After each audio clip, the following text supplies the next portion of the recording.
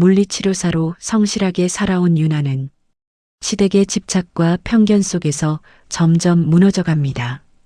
결국 아들을 낳지 못한다는 이유로 이혼을 당하고 모든 것을 잃은 채 새로운 삶을 시작하게 됩니다. 하지만 인생은 끝이 아니었습니다. 진심으로 자신을 이해해주는 사람을 만나 다시 사랑을 배우고 다시 가족을 만들어 갑니다. 서유나의 하루는 언제나 다른 사람의 몸에서 시작되었다. 재활센터 치료실 문을 열고 들어서면 특유의 냄새가 먼저 반겼다. 소독약과 고무 매트, 그리고 오래된 건물 특유의 습한 공기가 섞인 냄새. 누군가에게는 병원 냄새라며 고개를 찡그릴 수도 있었지만 유나에게는 그 냄새가 오히려 안정감을 주었다. 여기서는 자신이 무엇을 해야 하는지 분명했으니까. 오전 첫 환자는 교통사고 후유증으로 왼쪽 다리 근력이 떨어진 50대 남성이었다. 그는 매번 치료대에 올라앉으면서 에이, 오늘도 이 고생이네라고 웃으며 말했다. 유나는 그 말을 들을 때마다 마음속으로 고마웠다. 힘든 상황에서도 웃을 수 있는 사람들이 그녀에게는 일종의 기준점이 되었다. 치료를 시작하면 그는 이를 악물고 버텼다. 유나는 그의 다리 각도를 조금씩 조절하며 통증이 어디서 오는지, 근육이 어떻게 반응하는지를 손끝으로 읽었다. 이 감각은 몇 년을 일해도 매번 새로웠다. 사람의 몸은 같은 것 같으면서도 모두 달랐고 그 미세한 차이를 찾아내는 것이 유나가 이 일을 좋아하는 이유 중 하나였다. 점심 무렵에는 뇌졸중으로 오른팔 마비가 온 70대 할머니가 찾아왔다. 그녀는 처음 왔을 때 숟가락조차 들지 못했다. 석 달이 지난 지금은 혼자 물컵을 잡을 수 있게 되었다. 오늘 그 할머니는 치료가 끝나고 가방에서 봉지 하나를 꺼냈다. 집에서 직접 만들었다는 깨강정이었다. 선생님 덕에 이거 만들었어요. 유나는 그 말에 잠깐 말문이 막혔다. 고맙다는 말을 전하려는데 목 어딘가가 잠깐 조여드는 느낌이 들었다. 웃으면서 받았다. 치료실 한쪽에 봉지를 올려두고 잠시 그것을 바라보았다. 이런 순간들이 있어서 버텼다. 정확히는 이런 순간들이 있어야만 버틸 수 있었다. 퇴근 시간은 저녁 6시였지만 유나가 실제로 센터를 나서는 것은 대개 7시가 넘어서였다. 기록을 정리하고 다음날 치료 계획을 검토하고 동료들과 짧게 케이스 이야기를 나누다 보면 시간이 그렇게 되었다. 사실 일부러 늦추는 면도 있었다. 집에 일찍 들어가 봤자 반가운 얼굴이 기다리는 것도 아니었으니까. 퇴근길에 잠깐 편의점에 들르거나 공원 벤치에 앉아 아무 생각 없이 지나가는 사람들을 바라보는 시간이 오히려 숨통을 틔워주었다. 버스를 타고 집 근처 정류장에 내리면 그때부터 유나의 몸은 조금씩 달라졌다. 어깨가 좁아지고 발걸음이 무거워졌다. 의식적으로 그러는 것이 아니었다. 그냥 그렇게 되었다. 아파트 엘리베이터를 타고 올라가는 짧은 시간 동안 유나는 오늘 저녁 어떤 말이 나올지 머릿속으로 가늠했다. 별말 없이 넘어가면 다행이었다. 그런 날은 드물었다. 현관문을 열면 시어머니가 거실에 있는 경우가 많았다. 정호의 어머니 박 씨는 이 결혼 초부터 며느리와 한 지붕 아래 살겠다고 했다. 정호는 어머니가 혼자 있기 불안하다고 했고 유나는 반대할 명분을 찾지 못했다. 지금 생각하면 그때 무언가 말했어야 했지만 그 시절의 유나는 아직 이 집안의 분위기를 읽는 중이었다. 박 씨는 겉으로 보기에는 조용한 사람이었다. 목소리를 높이거나 직접적으로 다투는 일은 거의 없었다. 그러나 그것이 오히려 더 힘들었다. 그녀의 말은 언제나 우회했다. 식사를 하다가 뉴스에서 어떤 집안 이야기가 나오면 역시 대는 이어야지라고 혼잣말처럼 했고 친척 모임에서 아이 이야기가 나오면 유나 쪽을 한번 힐끗 보는 것으로 충분했다. 그 시선 하나가 말보다 더 많은 것을 담고 있었다. 결혼한 지 1년이 지나도록 임신 소식이 없자 그 시선은 점점 잦아졌다. 두 번째 해가 되면서부터는 말이 조금 더 구체적으로 바뀌기 시작했다. 요즘 병원은 잘 다니고 있어? 아무렇지 않은 목소리로 물었지만 유나는 그 말이 무엇을 향하는지 알았다. 세 번째 해에는 더 이상 우회하지 않았다. 며느리가 몸을 잘 챙겨야 아이가 생기는 법이야. 유나는 그날 저녁 밥을 다 먹지 못했다. 식욕이 없어서가 아니라 목에 무언가가 걸린 것 같은 느낌이 사라지지 않아서였다. 정호는 그런 자리에서 대개 말이 없었다. 젓가락을 들고 밥을 먹으면서 어머니의 말도 유나의 침묵도 모른 척했다. 처음에는 그것이 소극적인 사람의 성향이라고 생각했다. 갈등을 피하려는 것이라고. 하지만 해가 지나도 달라지지 않는 것을 보면서 유나는 생각을 바꿨다. 그것은 회피가 아니라 선택이었다. 자신은 어느 쪽도 아니라는 혹은 이미 어느 쪽인지 정해진 사람의 침묵이었다. 유나는 결혼 전 정호를 처음 만났을 때를 종종 떠올렸다. 공통 지인의 모임에서였다. 그는 말수가 적었고 웃을 때 눈꼬리가 내려가는 사람이었다. 무리 속에서 크게 튀지 않았지만 유나가 말할 때만은 시선을 거두지 않고 끝까지 들었다. 그 태도가 좋았다. 자신의 이야기를 제대로 들어주는 사람이 드물다는 것을 그때의 유나는 이미 알고 있었다. 두 번째 만남에서 정호는 당신 이야기가 재미있어요 라고 했다. 그 말 한마디가 유나의 마음을 열었다. 결혼 후 그 경청은 사라졌다. 아니, 정확히는 대상이 바뀌었다. 이제 정호가 귀를 기울이는 것은 어머니의 말이었다. 유나가 필요하다고 하면 나도 힘들어였고 시어머니의 태도에 대해 조심스럽게 꺼내면 어머니가 원래 그런 분이야로 끝났다. 대화가 되지 않는다는 것을 알게 된 이후로 유나는 점점 말수를 줄였다. 혼자 삭히는 것이 쌓이면 어떻게 되는지 그때의 유나는 아직 몰랐다. 직장 동료 중에 김 선생이라고 유나보다 3살 많은 여자 치료사가 있었다. 그녀는 유독 눈치가 빠른 사람이었다. 어느 날 치료가 끝나고 둘이서 탕비실에서 커피를 마시다가 김 선생이 불쑥 물었다. 유나 씨, 요즘 많이 피곤해 보여요. 집에 무슨 일 있어요? 유나는 잠깐 멈칫했다가 웃으며 대답했다. 아니요, 그냥 좀 바쁜 것 같아요. 김 선생은 더 묻지 않았다. 그러나 나가면서 힘들면 말해요. 우리 밥이라도 먹게라고 덧붙였다. 유나는 그날 혼자 퇴근하면서 그 말을 여러 번 되새겼다. 말하면 어떻게 될까? 어디서부터 어디까지 말해야 하나? 그리고 결국 말하지 않기로 했다. 말을 시작하면 어디서 멈춰야 할지 몰랐으니까. 그렇게 유나의 하루는 2개의 얼굴을 갖게 되었다. 센터에서는 단단하고 따뜻한 치료사. 집에서는 아무 말도 하지 않는 며느리이자 아내. 두 얼굴이 서로 다른 사람처럼 느껴질 때도 있었다. 치료실에서 환자의 회복을 돕고 진심으로 기뻐하는 자신이 집에서 시어머니의 시선을 피하며 밥을 먹는 자신과 같은 사람이라는 것이 가끔은 낯설었다. 밤에 잠들기 전 유나는 천장을 바라보며 생각했다. 언제부터였을까? 집에 들어오면서 숨을 참게 된 것이. 정확한 날짜는 기억나지 않았다.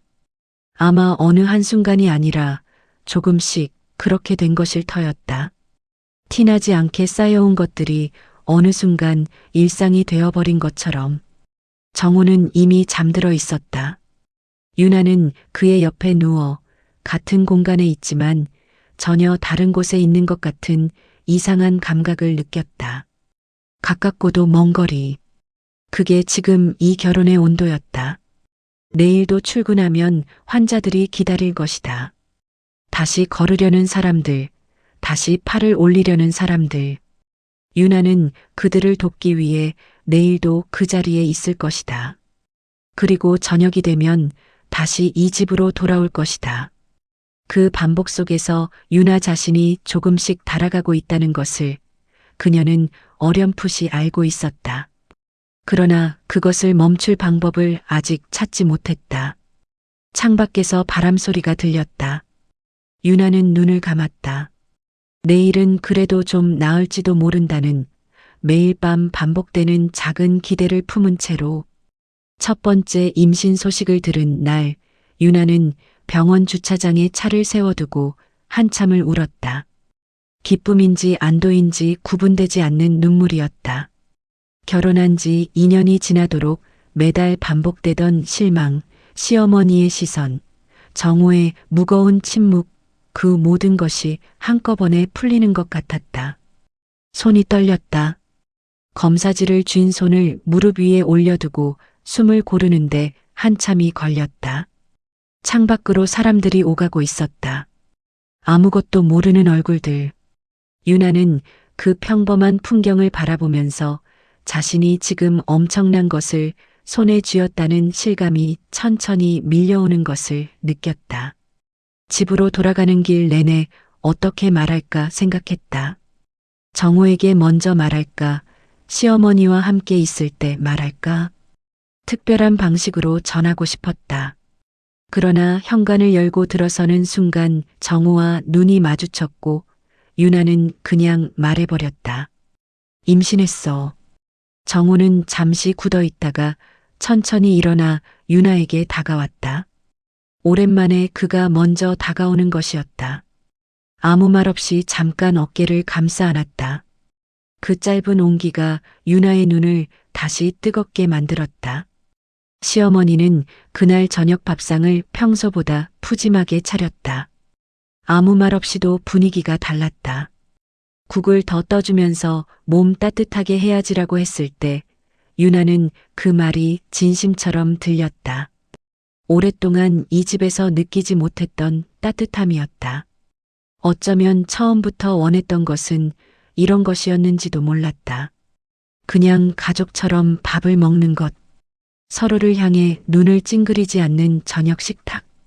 그러나 며칠이 지나자 시어머니의 말에서 아들이라는 단어가 자연스럽게 등장하기 시작했다. 아들이면 이름은 뭐로 할 거야? 우리 집안은 아들이 귀한 편이거든. 유나는 그때마다 가볍게 웃어 넘겼다. 딸이어도 좋다는 말은 꺼내지 않았다. 이 짧은 평화를 깨고 싶지 않았다. 집안이 이렇게 편안한 것이 오랜만이었고 유나는 그 감각을 좀 더 붙들고 싶었다. 임신 초기는 생각보다 힘들었다. 입덧이 심했고 출퇴근 버스 안에서 몇 번 식은 땀을 흘렸다. 그래도 출근을 거르지 않았다. 동료들에게는 아직 알리지 않았다. 석 달은 지나야 한다고 했으니까. 치료실에서 환자들을 만나는 동안은 몸의 불편함을 잊을 수 있었다. 집중하면 다른 것들이 뒤로 물러났다. 그것이 이 일의 좋은 점이기도 했다. 10주가 가까워지면서 유나는 조금씩 안심하기 시작했다. 병원에서도 경과가 나쁘지 않다고 했다. 초음파 화면 속에 작은 심장이 뛰는 것을 보았을 때 유나는 숨을 참았다가 천천히 내쉬었다. 저게 사람이 되는구나. 그 생각이 들었을 때 비로소 실감이 났다. 이제 진짜라고. 그러나 10주가 채 되기 전이었다. 아침에 일어나 화장실에 갔을 때 유나는 멈췄다. 가슴이 내려앉는 느낌이었다. 서둘러 병원에 연락했다. 접수 직원은 차분한 목소리로 바로 오라고 했다. 유나는 정호에게 문자를 보냈다. 답장은 오지 않았다. 혼자 택시를 잡았다. 진료실에서 의사는 초음파 화면을 들여다보다가 조용히 말했다. 심장 박동이 멈춰 있다고. 그 말이 귀에 들어오는데 몇 초가 걸렸다. 유나는 천장을 바라보았다. 형광등 빛이 유난히 하얗게 느껴졌다. 의사가 계속 무언가를 설명하고 있었다. 처치 방법, 일정, 주의사항. 유나는 고개를 끄덕였다. 들리는데 들리지 않는 이상한 상태였다. 수술은 당일 오후에 이루어졌다. 정호는 수술이 끝나갈 무렵 병원에 도착했다. 회의가 있었다고 했다. 유나는 아무 말도 하지 않았다. 화가 나는지 슬픈지 그냥 아무 감각이 없는지 잘 몰랐다. 그냥 피곤했다. 집으로 돌아오는 차 안에서 두 사람은 말이 없었다. 현관을 들어서자 시어머니가 거실에 앉아 있었다. 유나와 눈이 마주쳤다. 짧은 침묵이 있었다. 그리고 시어머니가 말했다. 몸 관리를 잘못한 거 아니야? 낮고 차분한 목소리였다. 화를 내는 것도 다그치는 것도 아니었다. 그냥 사실을 확인하듯 던진 말이었다. 그것이 오히려 더 깊이 박혔다. 유나는 대답하지 않았다. 방으로 들어가 문을 닫았다. 침대에 앉아 한참을 아무것도 하지 않았다. 울고 싶었지만 눈물이 나오지 않았다. 몸이 텅 빈 것 같았다. 아이를 잃었다는 것보다 그 상실을 위로받지 못했다는 것이 더 크게 느껴졌다. 정호는 그날 밤 늦게 들어왔고 유나 옆에 누우면서 자? 라고 물었다. 유나는 자는 척 눈을 감았다. 다음 날 유나는 출근했다. 동료들은 아무것도 몰랐고 유나는 알리지 않았다. 치료실에서 환자들을 만나는 동안은 집중할 수 있었다.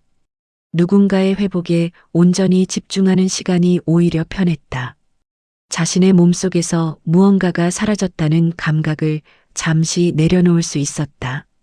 퇴근 무렵 김 선생이 오늘 안색이 좀 안 좋아 보인다고 했다. 유나는 잠을 좀 못 잤어요 라고 했다. 그것으로 끝이었다. 그 뒤로 한동안 집안 분위기는 이상하게 조용했다. 시어머니는 아들 이야기를 꺼내지 않았고 정호도 별말이 없었다. 그 침묵이 배려인지 외면인지 유나는 구분할 수 없었다. 어쩌면 둘 다였는지도 몰랐다. 유나는 그 시간 동안 자신이 무엇을 원하는지조차 잘 모르는 상태로 지냈다. 아프다는 것은 알았다. 그러나 그것을 어떻게 해야 하는지를 몰랐다. 두 번째 임신은 첫 번째로부터 약 1년 뒤였다. 임신 사실을 알았을 때 유나의 반응은 달랐다.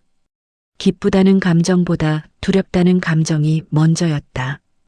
또 잃으면 어떡하지? 그 생각이 가장 먼저 떠올랐다. 스스로도 낯설고 슬픈 반응이었다. 임신이라는 소식 앞에서 가장 먼저 드는 감정이 두려움이라는 것이 이상했다. 그러나 어쩔 수 없었다. 몸이 먼저 기억하고 있었다. 정호에게 말할 때도 조심스러웠다. 기뻐하다가 또 같은 일이 생기면 그 기쁨의 무게까지 감당해야 할 것 같았다. 유나는 담담하게 말했다. 정호는 이번에는 다가오지 않았다. 조심해야겠네라고 했다. 그 말이 틀린 것은 아니었다.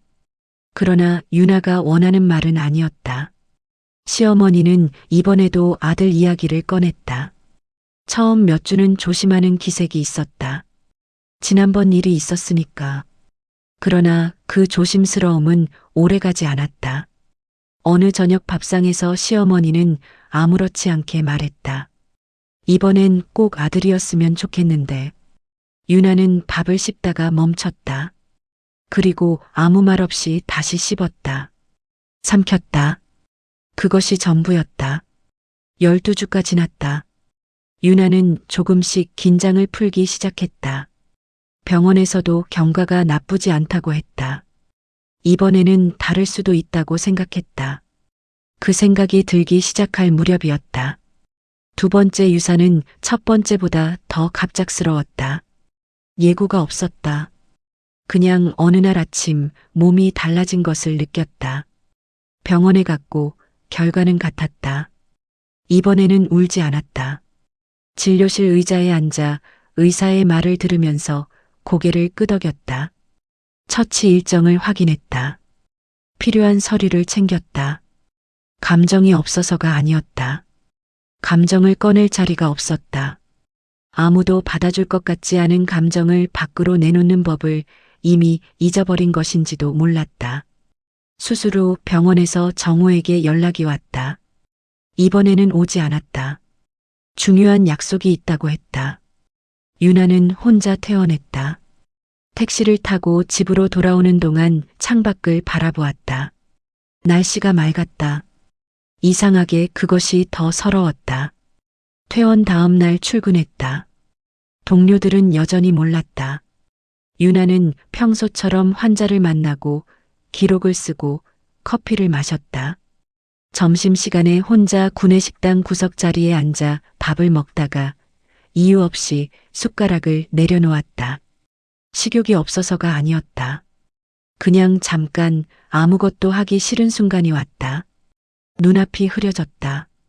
유나는 눈을 몇 번 깜빡이고 다시 숟가락을 들었다. 밥을 다 먹었다. 그리고 오후 일정을 소화했다. 집에 돌아오자 시어머니가 주방에 있었다. 유나가 현관을 들어서자 고개를 돌려 한번 바라보더니 말했다. 집안 기운이 약한가 봐. 한번 봐달라고 해야 하나. 혼잣말처럼 했지만 들으라는 것이었다. 유나는 가방을 내려두고 방으로 들어갔다. 문을 닫았다. 등을 벽에 기대고 서서 눈을 감았다. 방 안은 조용했다. 유나는 천천히 바닥에 주저앉았다. 그리고 소리 없이 울기 시작했다. 오래 울었다. 아이 때문이기도 했고 그 말 한마디 때문이기도 했고 아무도 오지 않는다는 것 때문이기도 했다. 정호는 그날도 늦게 들어왔다. 방문 앞에서 잠깐 멈추는 소리가 들렸다. 그러나 문은 열리지 않았다. 발소리가 멀어졌다. 유나는 바닥에 앉아 무릎을 끌어안았다. 2번의 유산, 2번의 병원, 2번의 혼자인 귀갓길. 그 어느 순간에도 누군가 먼저 많이 힘들지? 라고 묻지 않았다. 유나가 먼저 말을 꺼내지 않으면 아무도 묻지 않았다. 그리고 유나는 말하는 법을 잊어가고 있었다. 나중에 유나는 그 시절을 떠올릴 때 가장 먼저 생각나는 것이 고요함이라고 했다. 누군가 소리를 지르거나 다툰 것도 아니었다. 그냥 아무도 묻지 않았다. 어떠냐고, 괜찮냐고, 많이 힘들지 않냐고. 그 물음이 없었다는 것이 어쩌면 가장 큰 상처였다. 직장에서 유나는 여전히 성실하고 따뜻한 치료사였다. 환자들의 고통에 귀를 기울이고 회복의 과정을 함께했다. 그러나 자신의 고통은 어디에도 꺼내지 못했다. 꺼낼 곳이 없었다. 집에서는 며느리였고 아내였고 아직 아이를 낳지 못한 몸이었다. 그 몸이 2번 아이를 잃었지만 그것을 함께 아파해준 사람은 없었다. 어느 날 퇴근 무렵 김 선생이 탕비실에서 유나에게 물었다. 요즘 많이 힘들어 보여요. 무슨 일 있어요? 유나는 잠깐 멈췄다. 말할까 라는 생각이 스쳤다. 어디서부터 어디까지 말해야 하나. 말을 시작하면 어디서 멈춰야 할지 몰랐다. 그리고 막상 말했을 때 상대가 감당하지 못하면 어쩌나 하는 생각도 들었다. 결국 유나는 웃으며 말했다. 좀 피곤한가 봐요. 김 선생은 더 묻지 않았다. 나가면서 힘들면 말해요라고 덧붙였다. 유나는 그 말을 오래 생각했다. 그러나 다음에도 그 다음에도 말하지 않았다. 유나는 그 시절 혼자 버티는 법을 몸에 익혔다. 기대지 않는 법, 기다리지 않는 법, 혼자 삭히고 혼자 추스르고 다음날 다시 출근하는 법. 그것이 살아남는 방식이었다.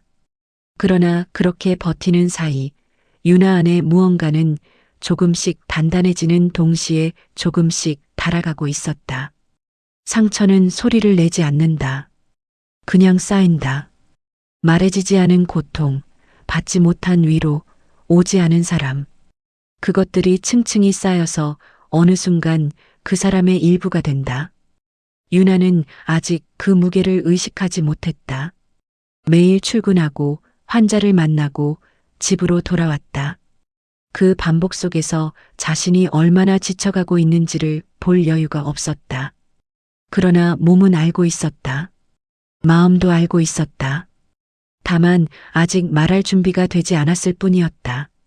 무속인이 온 것은 두 번째 유산으로부터 2달이 지난 어느 저녁이었다. 그날 유나는 유난히 긴 하루를 보냈다. 오전부터 환자가 밀렸고 점심은 자리에서 김밥 한 줄로 때웠다. 오후 마지막 환자가 끝나고 기록을 마무리하는데 어깨가 뻐근했다. 퇴근 무렵 하늘이 흐려지더니 버스 정류장에 서 있는 동안 빗방울이 떨어지기 시작했다. 우산이 없었다. 처마 밑에서 잠깐 기다리다가 그냥 걷기로 했다. 조금 젖어도 괜찮다고 생각했다. 어차피 집에 돌아가봤자 따뜻한 얼굴이 기다리는 것도 아니었으니까. 아파트 현관 비밀번호를 누르고 문을 열었을 때 낯선 냄새가 먼저 왔다. 향 냄새였다. 두껍고 달큰한 냄새가 현관부터 거실까지 가득 차 있었다.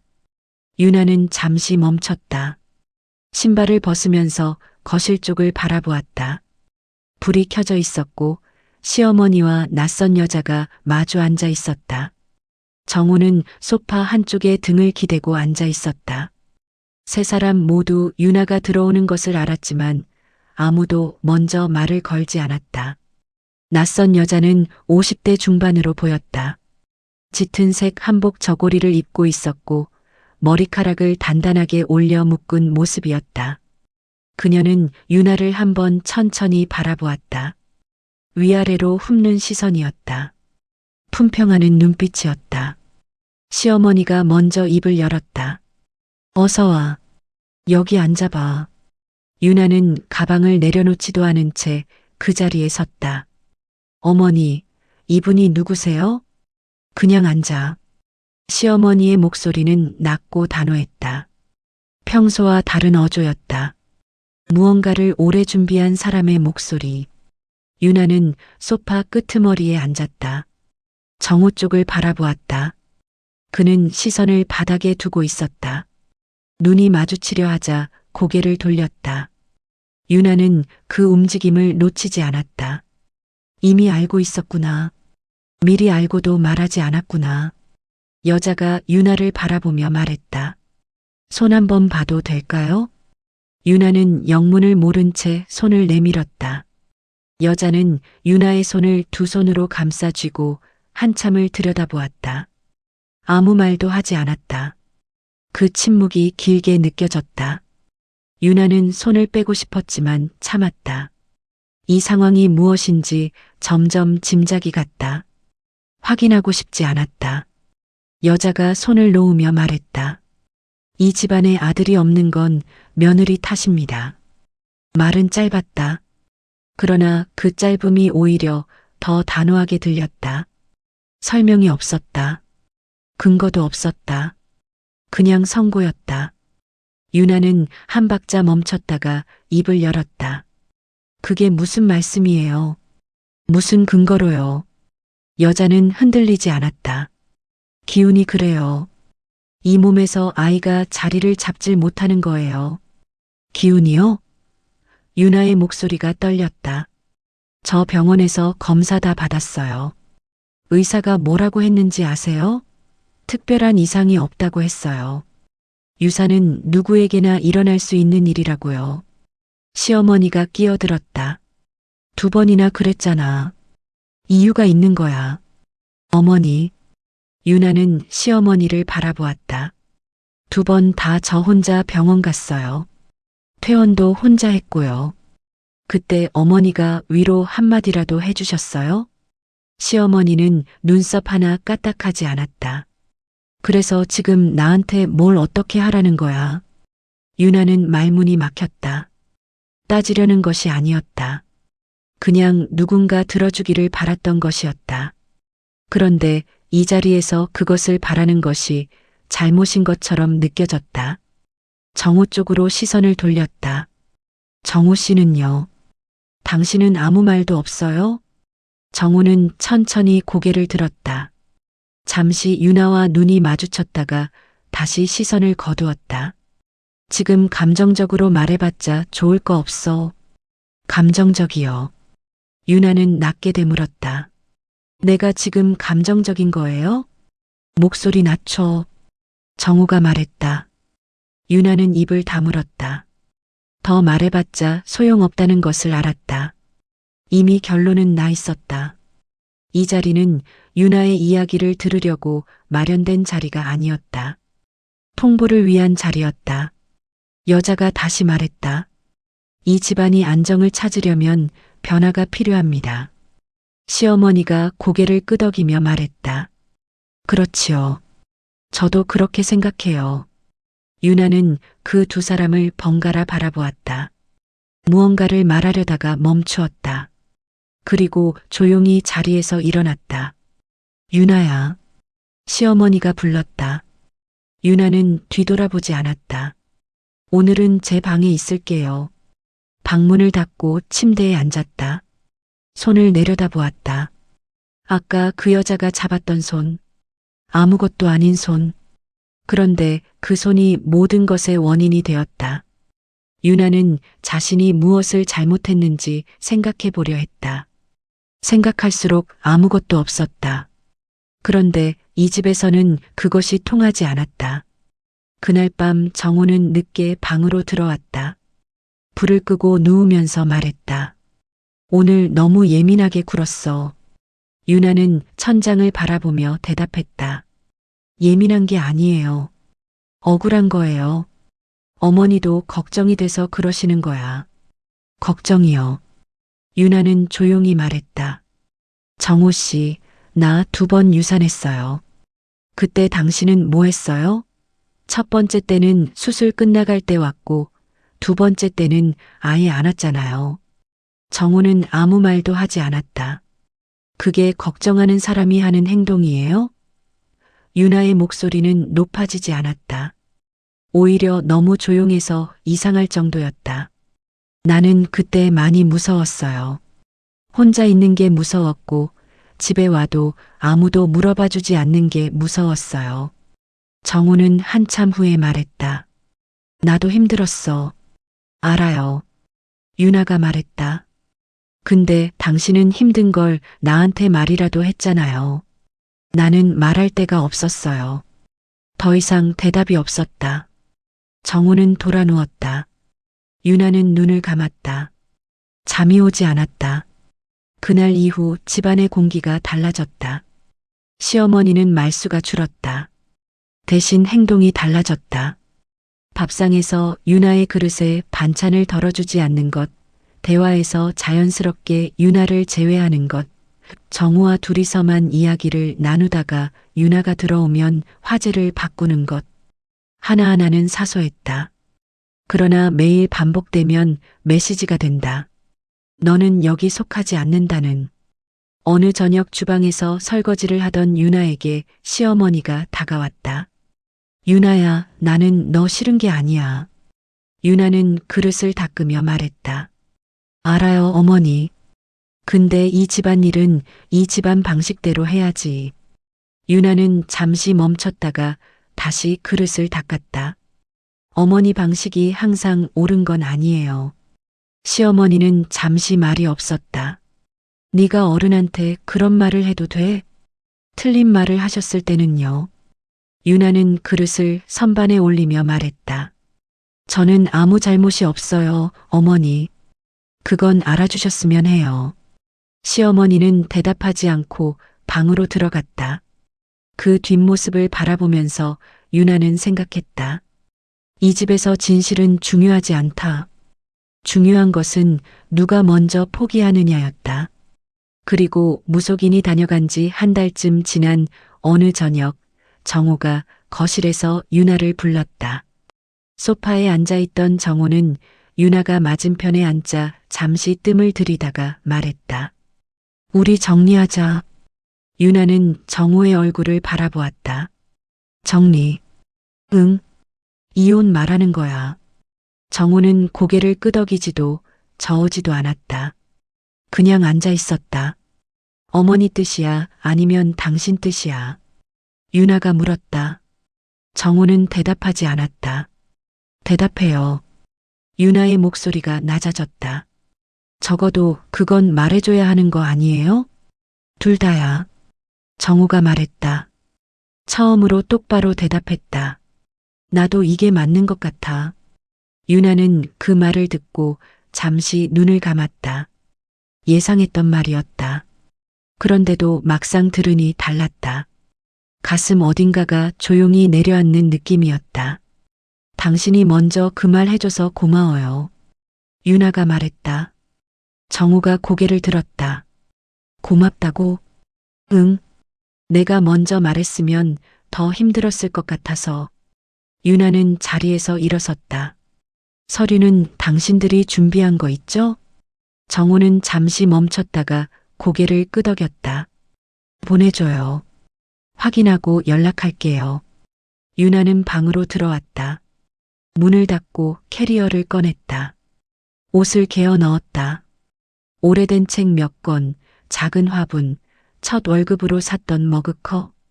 챙기면서 생각했다. 이 집에서 자신의 것이 이렇게 적었구나. 몇 년을 살았는데 가져갈 것은 캐리어 하나 분량이었다. 짐을 챙기는 날 시어머니는 방에서 나오지 않았다. 정우는 거실에 앉아 핸드폰을 보고 있었다. 거실을 지나면서 정우와 눈이 마주쳤다. 그가 입을 열었다. 유나야. 유나는 멈추었다. 미안해. 유나는 그 말을 듣고 잠시 서 있었다. 뭐라고 대답해야 할지 몰랐다. 괜찮다는 말은 할 수 없었다. 괜찮지 않았으니까. 그렇다고 괜찮지 않다고 말하는 것도 이상했다. 이미 끝난 자리에서 잘 살아요. 유나가 말했다. 그것이 전부였다. 현관을 나서면서 뒤를 돌아보지 않았다. 아파트 복도를 걸어 엘리베이터를 탔다. 문이 닫혔다. 그 짧은 순간에 유나는 눈을 감았다. 참으려는 것이 아니었다. 그냥 잠깐 아무것도 보지 않고 싶었다. 엘리베이터가 내려갔다. 로비에 도착했다. 문이 열렸다. 바깥은 맑았다. 저녁 햇빛이 아직 남아 있었다. 유나는 캐리어를 끌고 걷기 시작했다. 오늘 밤 묵을 곳은 정해두었다. 해야 할 일들이 머릿속에 차곡차곡 쌓였다. 유나는 그것들을 하나씩 생각하며 걸었다. 감정은 나중으로 미뤘다. 지금은 일단 걸어야 했다. 낙인이란 그런 것이었다. 사실이 아니어도 찍힌다. 가장 무서운 낙인은 낯선 사람이 찍는 것이 아니었다. 가장 가까운 사람들이 침묵으로 동의할 때 완성되는 것이었다. 반박하지 않는 것, 막아서지 않는 것, 고개를 끄덕이는 것. 그것들이 모여 낙인이 되었다. 유나는 그것을 온몸으로 겪었다. 그리고 이제 그 집을 나왔다. 발걸음이 무겁지 않았다. 이상하게도 캐리어가 있었고 갈 곳은 멀었고 앞날은 불확실했다. 그런데도 숨이 막히지 않았다. 그 집 안에서 매일 조금씩 막혔던 숨이 문을 나서는 순간 트인 것인지도 몰랐다. 유나는 걸었다. 뒤돌아보지 않고 앞으로. 지방 발령을 자원한 것은 유나 쪽이었다. 본원 원장이 조심스럽게 운을 뗐을 때 유나는 망설이지 않았다. 지방 소도시에 새로 문을 연 재활센터였다. 규모도 작고 연봉도 지금보다 나을 것이 없었다. 원장은 한 번 더 생각해봐요라고 했지만 유나는 이미 결정한 뒤였다. 서울에 남아있을 이유가 없었다. 아는 얼굴이 많을수록 설명해야 할 것도 많았다. 유나는 설명하고 싶지 않았다. 이사는 단출했다. 짐이 많지 않았다. 캐리어 2개와 박스 몇 개. 전 남편과 살던 집에서 가져온 것들은 거의 없었고 이혼 후 친구 집에서 지내는 동안 새로 장만한 것들도 많지 않았다. 트럭 한 대면 충분했다. 오히려 그 단출함이 마음에 들었다. 가벼울수록 빨리 움직일 수 있었다. 새로 구한 집은 센터에서 걸어서 10분 거리의 원룸이었다. 창문이 남향이라 햇볕이 잘 들었다. 복잡한 것은 없었지만 깨끗했다. 유나는 짐을 풀면서 이 공간이 마음에 든다고 생각했다. 오로지 자신만의 공간. 누군가의 시선이 없는 곳. 저녁에 혼자 밥을 먹어도 불을 켜놓고 자도 아무도 뭐라 하지 않는 곳. 첫날 밤 유나는 아무것도 하지 않고 창가에 앉아 바깥을 바라보았다. 낯선 거리였다. 지나가는 사람들도 건너편 가게 간판도 처음 보는 것들이었다. 그 낯설미 이상하게 편안했다. 서울에서는 익숙한 것들이 오히려 숨을 막았다. 여기서는 아무것도 익숙하지 않았다. 그래서 아무것도 설명하지 않아도 되었다. 센터 첫 출근은 월요일 아침이었다. 원장 김 씨는 50대 초반의 활달한 여성이었다. 악수를 하면서 잘 오셨어요, 서 선생님. 여기는 규모는 작아도 사람은 좋아요라고 했다. 유나는 그 말이 그냥 인사치레라고 생각했다. 그런데 실제로 그랬다. 동료들은 대체로 조용하고 친절했다. 서울센터처럼 복잡한 위계나 미묘한 신경전이 없었다. 점심을 함께 먹으면서 이런저런 이야기를 나누었지만 아무도 왜 여기로 왔는지, 전에 어디 있었는지를 캐묻지 않았다. 유나는 환자들을 만나면서 조금씩 안정을 찾았다. 사람의 몸을 다루는 일은 서울에서나 여기서나 같았다. 굳어진 관절을 풀고 약해진 근육을 되살리고 다시 걸음을 내딛는 순간을 곁에서 지켜보는 것. 그 일만큼은 달라지지 않았다. 유나는 그 변하지 않는 것에 기댔다. 강태진을 처음 만난 것은 센터에 온 지 2달쯤 되었을 무렵이었다. 그는 인근 사업장들을 담당하는 안전교육 강사였다. 한 달에 한두 번 센터에 들러 직원 안전교육을 진행했다. 처음 봤을 때 유나는 그가 딱딱한 사람이라고 생각했다. 키가 크고 말수가 적었으며 교육을 진행하는 내내 표정이 거의 변하지 않았다. 질문에는 정확하게 답했고 필요 없는 말은 하지 않았다.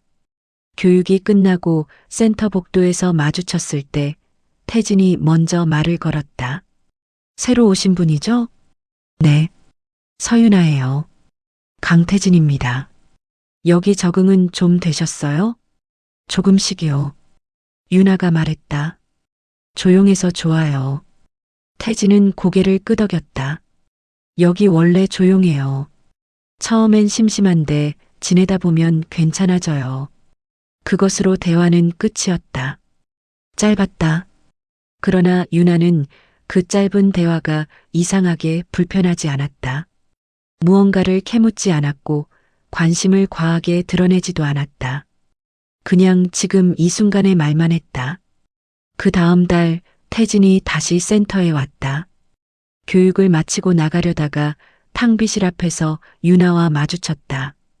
유나가 커피를 내리고 있었다. 저도 한 잔 얻을 수 있을까요? 드세요. 유나는 머그컵을 하나 더 꺼냈다.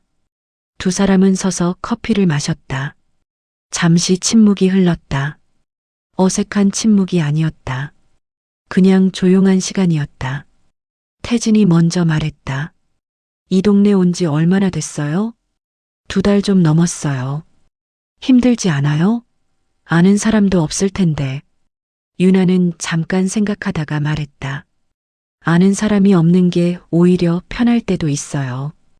태진은 그 말을 받아 무언가를 묻거나 이유를 캐묻지 않았다. 그냥 그럴 수도 있겠네요 라고 했다. 그것으로 끝이었다. 유나는 그 반응이 좋았다. 설명하지 않아도 되는 대화. 세 번째로 마주친 것은 퇴근길이었다. 센터 주차장을 나서는데 태진이 같은 방향으로 걷고 있었다. 자연스럽게 나란히 걷게 되었다. 저녁은 드셨어요? 태진이 물었다. 아직요. 뭐 사가려고요? 근처에 국밥집이 있어요. 오래된 집인데 맛있어요. 혼자 가기 뭐하면 같이 가도 되고요. 유나는 잠깐 멈칫했다. 거절해야 하나 라는 생각이 먼저 들었다. 그런데 이유를 생각해 보니 딱히 없었다. 그냥 밥을 먹는 것이었다. 그럴게요. 유나가 말했다. 국밥집은 오래된 건물 안에 있었다. 플라스틱 의자와 낡은 테이블. 주인 할머니가 국자로 뚝딱 퍼주는 국밥은 진하고 뜨거웠다. 유나는 한 숟갈 떠먹으면서 생각했다. 오랜만에 밥다운 밥을 먹는 것 같다. 맛있죠? 태진이 말했다. 네. 국물이 진해요. 여기 할머니가 새벽부터 뼈를 고아요. 인스턴트는 하나도 안 써요. 어떻게 알아요? 한 번은 너무 맛있어서 여쭤봤어요. 태진이 말했다. 할머니가 새벽 4시에 일어난다고 하더라고요. 유나는 그 말에 작게 웃었다. 처음으로 웃었다는 것을 나중에 깨달았다. 이 도시에 온 이후로 진짜로 웃은 것이 자주 와요? 유나가 물었다. 일주일에 2~3번이요. 혼자 밥 해먹기 귀찮아서요. 혼자 사세요? 네. 태진이 말했다. 오래됐어요. 더 묻지 않았다. 태진도 유나에게 더 묻지 않았다. 두 사람은 밥을 다 먹을 때까지 날씨 이야기, 이 동네 맛집 이야기, 센터 환자 이야기를 나누었다. 가볍고 단순한 이야기들이었다. 그런데 유나는 그 가벼움이 좋았다. 무언가를 증명하거나 설명하지 않아도 되는 대화. 헤어지면서 태진이 말했다. 또 밥 같이 먹어요. 혼자 먹는 것보다 나으니까. 유나는 고개를 끄덕였다. 그럴게요. 집으로 걸어오면서 유나는 오늘 저녁을 되새겼다. 특별한 것은 없었다.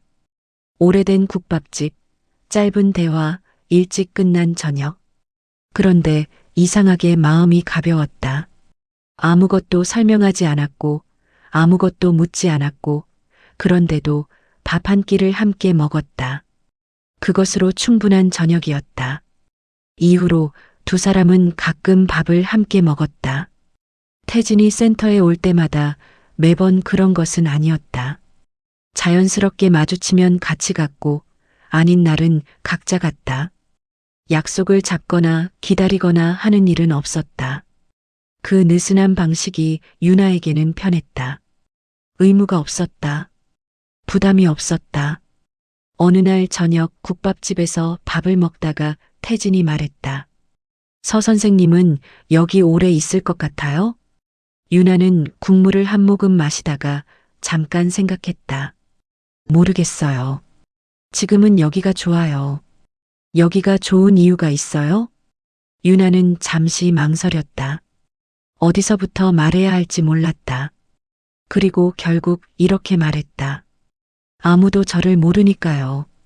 태진은 그 말을 듣고 잠시 있다가 말했다. 그거 나쁜 이유 아니에요. 이상하게 들리죠? 아니요. 태진이 말했다. 새로 시작하고 싶을 때 있잖아요. 아무것도 없는 데서. 그게 이상한 거 아니에요. 유나는 그 말을 듣고 아무 말도 하지 않았다. 고맙다고 해야 할지, 맞다고 해야 할지 몰랐다.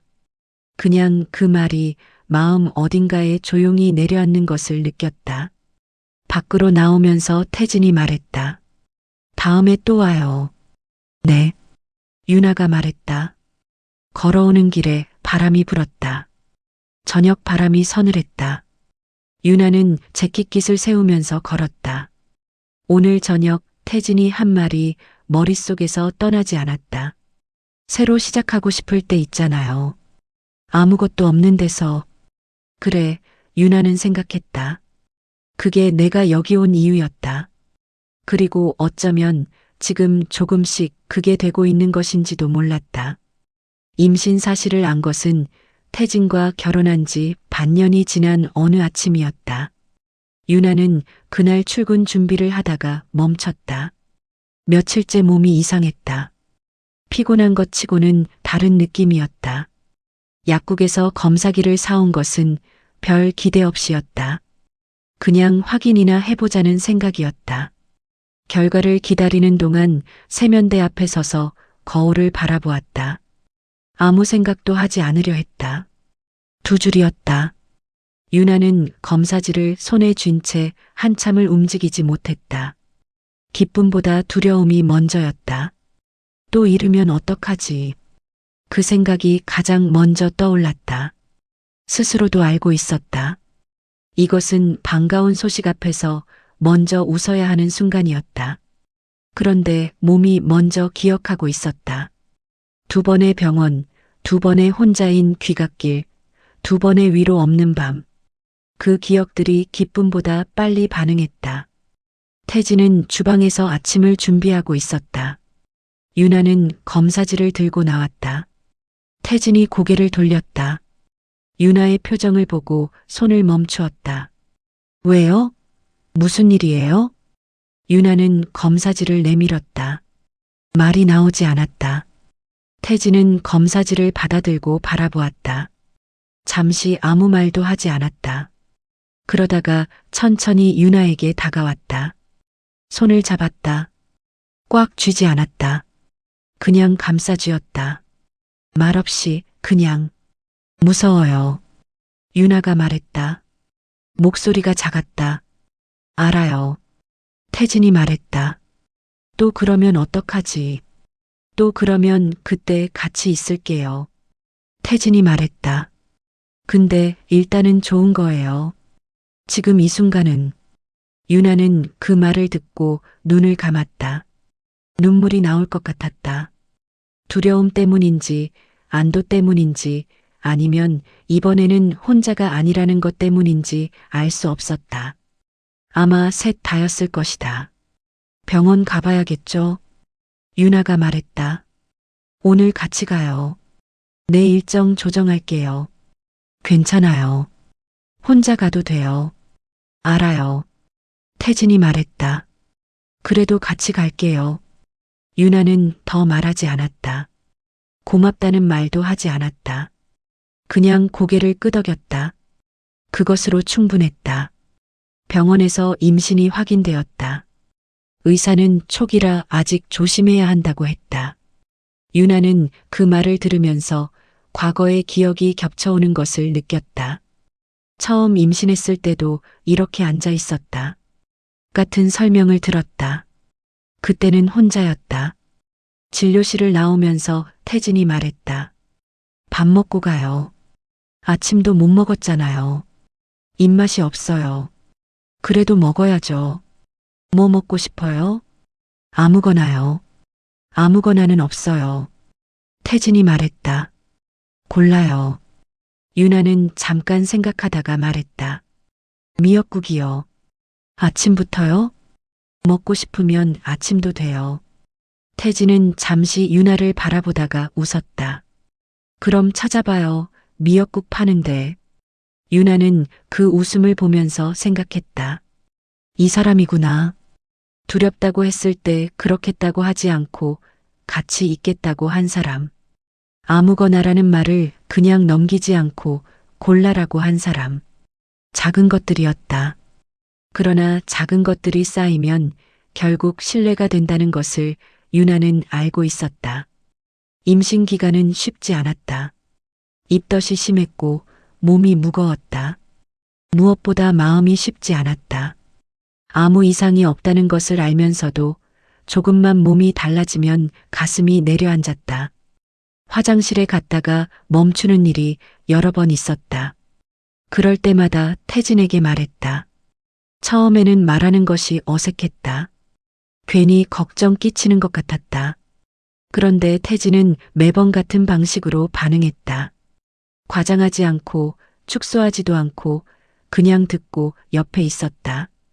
어느 날 밤 유나가 잠을 이루지 못하고 뒤척이다가 말했다. 자요? 아니요. 태진이 말했다. 나 요즘 자꾸 이상한 생각해요. 어떤 생각이요? 유나는 천장을 바라보며 말했다. 잘 되고 있는데도 자꾸 안 될 것 같은 느낌이 들어요. 병원에서 아무 이상 없다고 해도 집에 오면 또 무서워져요. 태진은 잠시 있다가 말했다. 그게 이상한 거 아니에요. 이상하죠. 멀쩡한데 왜 자꾸 겁이 나는지. 멀쩡한 게 아니에요. 태진이 말했다. 유나 씨는 2번 힘든 일 겪었잖아요. 몸이 기억하는 거예요. 그게 쉽게 없어지진 않아요. 유나는 그 말을 듣고 아무 말도 하지 않았다. 누군가 그것을 이상하다고 하지 않고 당연하다고 말해준 것이 처음이었다. 무서우면 말해요. 태진이 말했다. 다 해결해 줄 순 없어도 듣는 건 할 수 있으니까. 항상 이렇게 해줄 수 있어요? 노력은 할게요.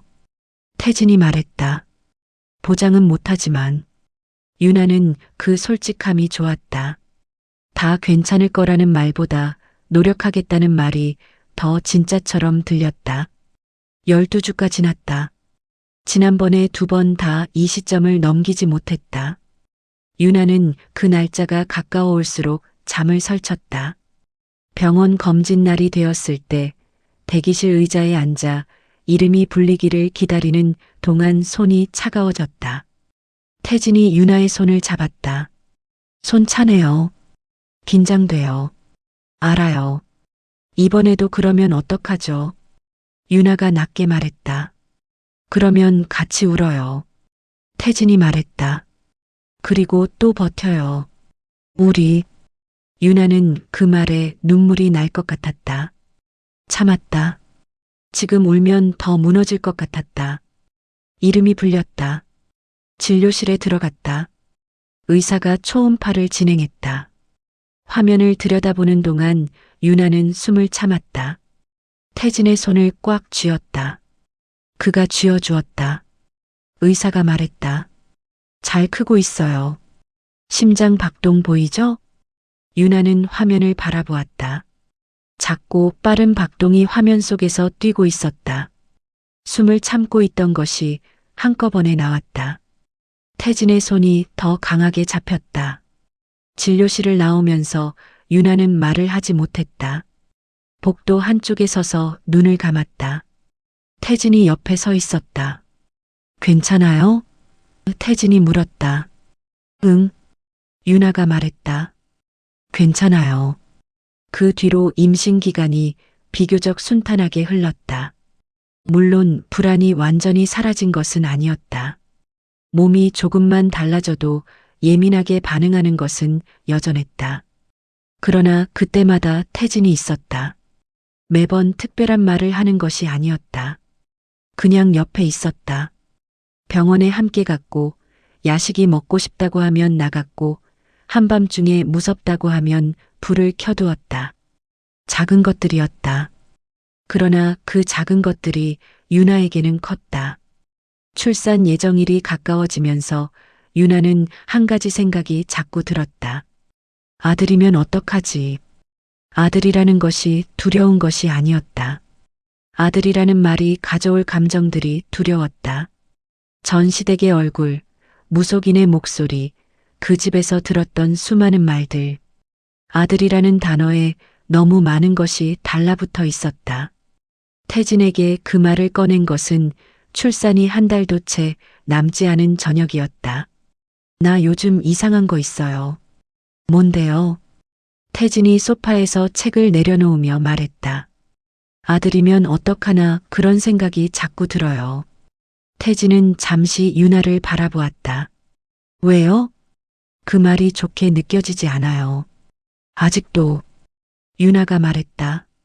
아들이라는 말 자체가 너무 많은 것들이랑 연결이 되어 있어서요. 태진은 말없이 듣고 있었다. 이상하죠? 유나가 물었다. 아니요. 태진이 말했다. 근데 있잖아요. 우리 애한테 아들이라는 말이 그 의미일 필요는 없잖아요. 무슨 말이에요? 그 집에서 아들이 어떤 의미였는지 그게 우리 애한테까지 따라올 필요는 없다는 거요. 태진이 말했다. 우리한테 아들은 그냥 우리 애예요. 다른 의미 없이. 유나는 그 말을 듣고 한동안 아무 말도 하지 않았다. 간단한 말이었다. 그런데 왜 그 생각을 혼자서는 하지 못했을까? 오래된 상처는 이렇게 단순한 것도 복잡하게 만들어버렸다. 고마워요. 유나가 말했다. 뭐려? 그냥요.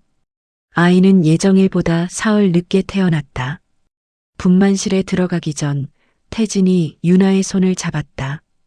무서워요. 유나가 말했다. 알아요. 태진이 말했다. 잘할 수 있어요. 확신해요? 아니요. 태진이 말했다. 근데 내가 여기 있을게요. 그것으로 충분했다. 아이는 건강했다. 아들이었다. 간호사가 아이를 안겨주었을 때 유나는 한동안 아무 말도 하지 못했다. 아주 작고 붉은 얼굴이었다. 눈을 감고 있었다. 숨소리가 들렸다. 유나는 그 숨소리를 들으면서 생각했다. 아들이구나. 그리고 그 다음에 생각했다. 우리 애구나. 태진이 옆에서 바라보고 있었다. 유나는 고개를 들어 그를 바라보았다. 태진의 눈이 빨개져 있었다. 울어요? 유나가 말했다. 아니요. 태진이 말했다. 울잖아요. 눈이 좀 건조해서요. 유나는 그 말에 웃었다. 눈물을 글썽이면서 웃었다. 기쁨인지 안도인지 오래 참았던 무언가가 풀리는 것인지 알 수 없는 복잡한 감정이었다. 아마 그 모든 것이었을 것이다. 아이를 안은 채 유나는 조용히 생각했다. 이 아이에게는 조건이 없다. 아들이라서 귀한 것이 아니라 그냥 이 아이이기 때문에 귀한 것이다. 그것이 처음부터 그랬어야 하는 것이었고 이제 그렇게 할 수 있었다. 창밖에 햇빛이 들어오고 있었다. 아이의 숨소리가 들렸다. 태진이 옆에 있었다. 유나는 눈을 감았다가 천천히 떴다. 이제 진짜 시작이었다. 아이가 태어난 지 석 달이 지났을 무렵 처음 연락이 왔다. 정우였다. 유나는 그 번호를 보는 순간 손이 멈췄다. 오랫동안 보지 않았던 번호였다. 차단할까 생각했다가 하지 않았던 번호. 문자였다. 잘 지내냐는 말로 시작해서 아이 소식을 들었다는 말로 끝났다. 마지막 줄에 한번 볼 수 있겠느냐고 했다. 유나는 그 문자를 3번 읽었다. 그리고 화면을 껐다. 태진이 옆에서 물었다. 누구예요? 전 남편이요. 태진은 잠시 아무 말도 하지 않았다. 뭐래요? 아이 봤다고. 보고 싶다고. 태진은 유나를 바라보았다. 어떻게 할 거예요? 답장 안 할 거예요. 유나가 말했다. 그래요. 태진이 말했다. 더 묻지 않았다. 더 말하지도 않았다. 그냥 그래요 한마디였다. 유나는 그 한마디가 좋았다. 설득하거나 만류하거나 이유를 묻거나 하지 않았다. 유나의 선택을 그냥 받아들였다. 답장은 하지 않았다. 그러나 연락은 거기서 끝나지 않았다. 사흘 뒤 시어머니 명의로 문자가 왔다. 번호를 바꾸지 않은 것이 실수라는 생각이 들었다. 문자는 짧았다. 아이 얼굴만이라도 봐도 되겠느냐. 유나는 그 문자를 오래 바라보다가 지웠다. 답장하지 않았다. 그 다음 날 또 왔다. 이번에는 달랐다. 그 아이가 우리 집안 핏줄일 수도 있지 않느냐. 유나는 그 문자를 읽고 잠시 멈추었다. 어이가 없었다. 화가 났다. 그러나 그보다 더 강하게 든 감정은 피로였다. 이 사람들은 끝까지 이런 식이구나. 내쫓을 때는 언제고 이제 와서 핏줄 이야기를 꺼내는구나. 태진에게 문자를 보여주었다. 태진은 화면을 들여다보다가 말했다. 이게 무슨 말이에요? 아이가 전 남편 아이일 수도 있다는 거죠. 유나가 말했다. 말이 안 되는 소리예요. 이혼하고 1년 넘게 지나서 생긴 아이인데. 알아요. 태진이 말했다. 목소리가 평소보다 낮았다. 번호 차단해요. 그게 나을 것 같죠? 나을 것 같은 게 아니라 그래야 해요. 태진이 말했다. 이건 상대할 필요가 없는 말이에요. 유나는 고개를 끄덕이고 번호를 차단했다. 정우 번호도 시어머니 번호도. 화면을 내려놓으면서 생각했다. 진작했어야 했다. 그러나 연락을 막는다고 해서 사람을 막을 수는 없었다. 일주일쯤 지난 어느 저녁 센터 앞에 정우가 서 있었다. 유나는 퇴근하면서 주차장 쪽으로 걷다가 멈추었다. 정우는 건물 입구 옆에 기대어 서 있었다. 오랜만에 보는 얼굴이었다. 예전보다 수척해 보였다. 그러나 유나는 그 수척함에 마음이 움직이지 않았다. 그냥 낯선 사람 같았다. 정우가 먼저 말했다. 유나야. 유나는 걸음을 멈추지 않았다. 그대로 걸었다. 잠깐만요. 정우가 따라오며 말했다. 얘기 좀 하자. 할 말 없어요. 유나가 말했다. 아이 얼굴만이라도, 사진이라도 한 장. 유나는 걸음을 멈추었다. 돌아보았다. 정우의 얼굴을 바라보았다. 왜요? 그냥 궁금해서. 궁금하면 안 돼요. 유나가 말했다. 그 아이는 당신이랑 관계없는 아이예요. 그래도 소식이 들리니까. 소식이 들린다고 해서 권리가 생기는 게 아니에요. 유나의 목소리는 높아지지 않았다. 오히려 낮고 분명했다. 정우 씨, 나 그 집에서 쫓겨났어요. 짐도 제대로 못 챙기고. 기억해요? 정우는 아무 말도 하지 않았다. 그때 아무도 나 잡지 않았어요. 아무도 미안하다고 하지 않았고요. 유나가 말했다. 그러면 이제 끝난 거예요. 내가 아이를 낳았다고 해서 달라지는 게 없어요. 미안해. 정우가 말했다. 낮은 목소리였다. 그 말이 지금 무슨 소용이에요. 그래도 하고 싶었어. 유나는 잠시 정우를 바라보았다. 미안하다는 말. 그 말을 듣고 싶었던 때가 있었다. 2번 유산하고 집으로 돌아오던 날 아무도 물어봐 주지 않던 밤 무속인 앞에서 혼자 서 있던 그 자리에서 그때는 그 말 한마디가 절실했다. 지금은 달랐다. 너무 늦었고 이미 다른 곳에 와 있었다. 잘 살아요. 유나가 말했다. 나는 이미 그 집에서 끝난 사람이에요. 돌아섰다. 정우가 뒤에서 유나야라고 불렀다. 유나는 멈추지 않았다. 집에 돌아와 태진에게 말했다. 오늘 센터 앞에 있었어요. 태진은 저녁을 차리다가 손을 멈추었다. 정우 씨요? 응. 뭐라고 했어요? 아이 보고 싶다고. 미안하다고. 유나가 말했다. 유나 씨는요? 그 집에서 끝난 사람이라고 했어요. 태진은 잠시 유나를 바라보았다. 많이 힘들었어요? 아니요. 유나가 말했다. 그리고 잠깐 생각하다가 덧붙였다. 예전 같으면 힘들었을 것 같은데 오늘은 그냥 피곤했어요. 피곤한 게 더 나은 거예요.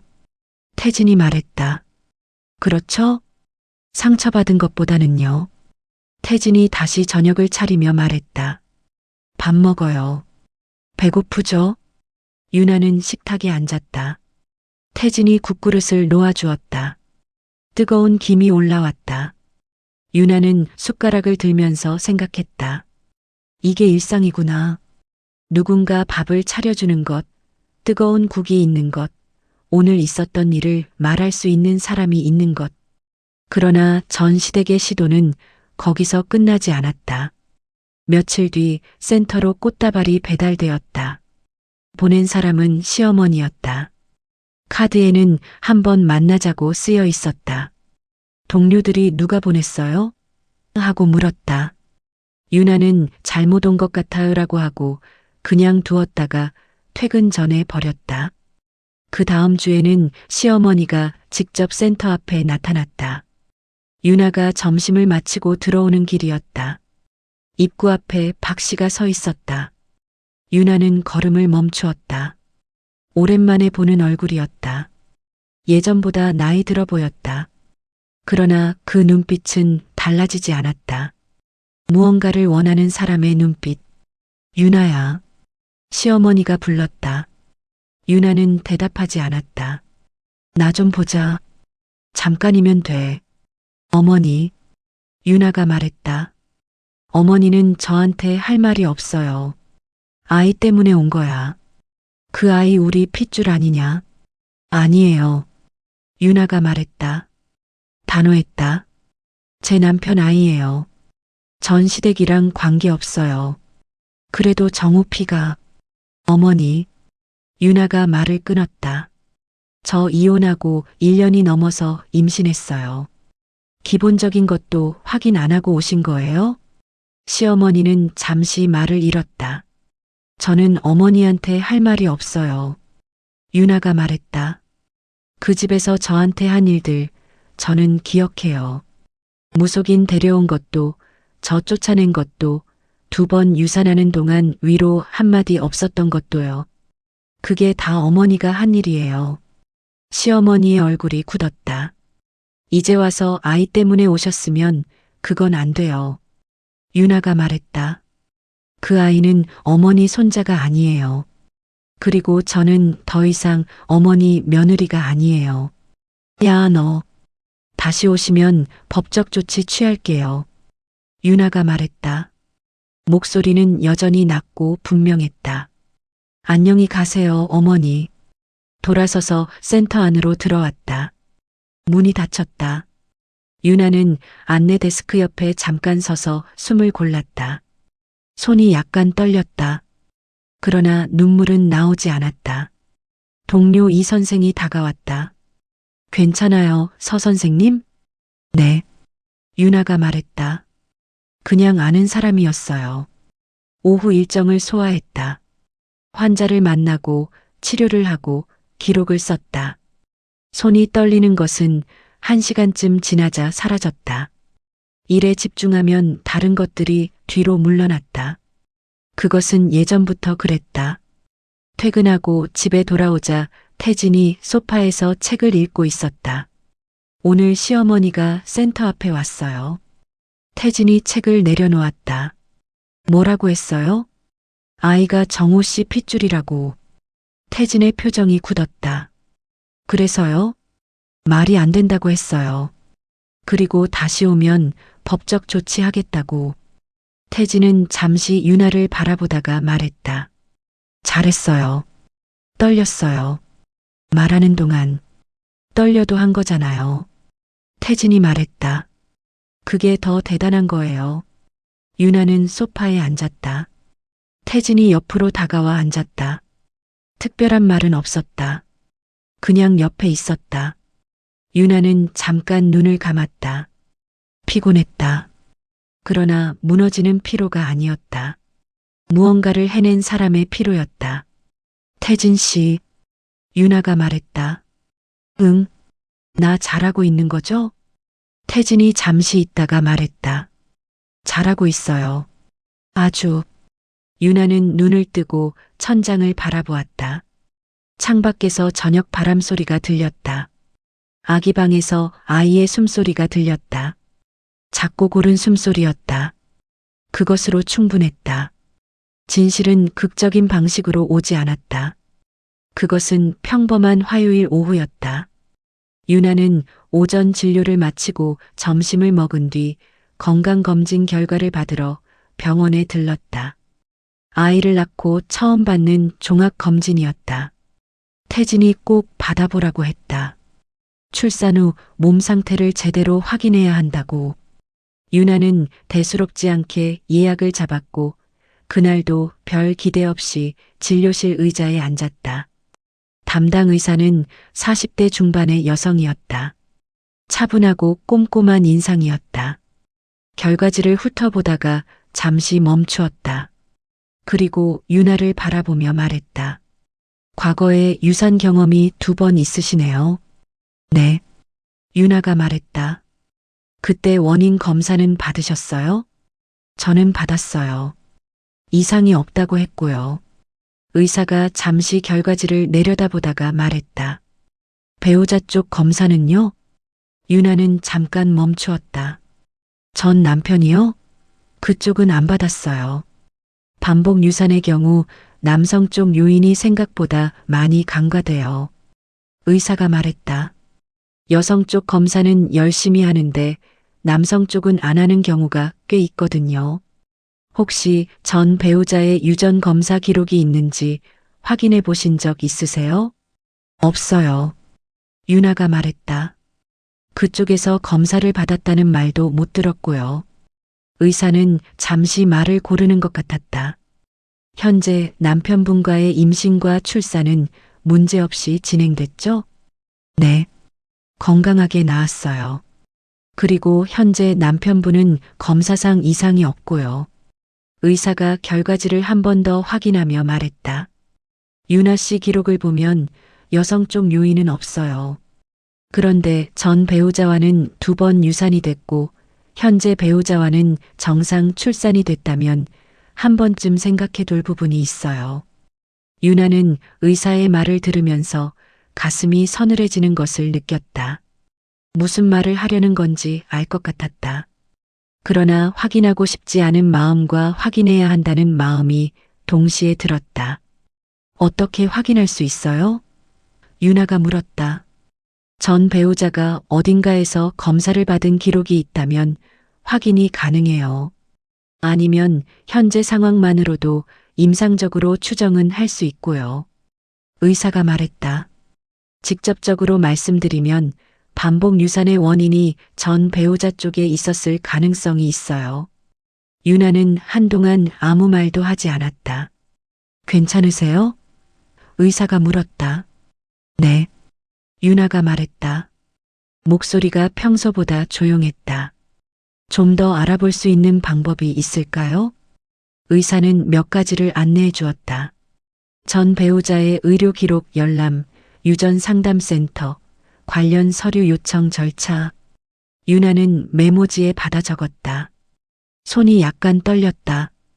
진료실을 나와 병원 복도를 걸으면서 유나는 생각을 정리하려 했다. 잘 되지 않았다. 너무 많은 것이 한꺼번에 떠올랐다. 2번의 유산, 시어머니의 말, 무속인의 선고, 쫓겨나던 날. 그것들이 파편처럼 머릿속에서 흩어졌다가 모였다가 했다. 병원 로비 의자에 잠깐 앉았다. 눈을 감았다. 숨을 고르려 했다. 핸드폰이 울렸다. 태진이었다. 검진 끝났어요? 응. 유나가 말했다. 어때요? 이상 없어요? 몸은 이상 없어요. 유나가 말했다. 근데 오늘 좀 이상한 말 들었어요. 어떤 거요? 집에 가서 말할게요. 잠깐 침묵이 흘렀다. 알겠어요. 들어오면 얘기해요. 유나는 핸드폰을 내려놓고 다시 눈을 감았다. 아직 확인된 것은 없었다.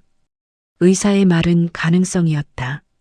그러나 유나는 이미 어느 정도 알고 있었다. 몸이 알고 있었다. 이 느낌이 낯설지 않았다. 오래전부터 어딘가 이상하다고 생각했지만 말할 수 없었던 것들이 지금 방향을 갖기 시작하는 느낌이었다. 그날 저녁 태진에게 이야기했다. 태진은 유나의 말을 끝까지 듣고 나서 잠시 아무 말도 하지 않았다. 의사가 전 남편 쪽 문제일 수 있다고 했어요? 태진이 말했다. 가능성이 있다고. 아직 확인된 건 아니에요. 확인할 수 있어요? 방법은 있대요. 전 남편 의료 기록을 열람하거나 유전 상담을 받거나. 태진은 잠시 생각하다가 말했다. 하고 싶어요? 유나는 잠깐 망설였다. 모르겠어요. 확인한다고 해서 달라지는 게 있을까 싶기도 하고, 달라지는 게 없어도 알고 싶을 수 있잖아요. 태진이 말했다. 억울했던 게 사실이었는지 확인하고 싶은 거, 이상한 거 아니에요. 유나는 그 말을 듣고 오래 생각했다.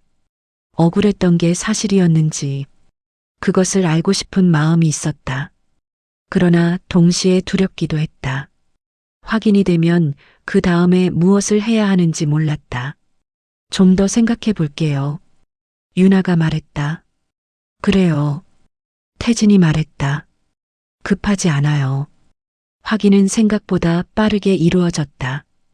유전 상담센터를 찾아간 것은 그로부터 2주 뒤였다. 상담사는 유나의 이력을 꼼꼼히 검토했다.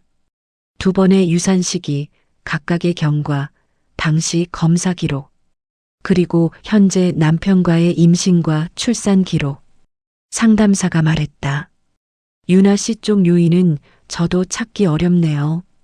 현재 배우자와의 임신이 정상적으로 진행됐다는 것도 중요한 근거가 돼요. 전 배우자 쪽 기록은 어떻게 확인해요? 유나가 물었다.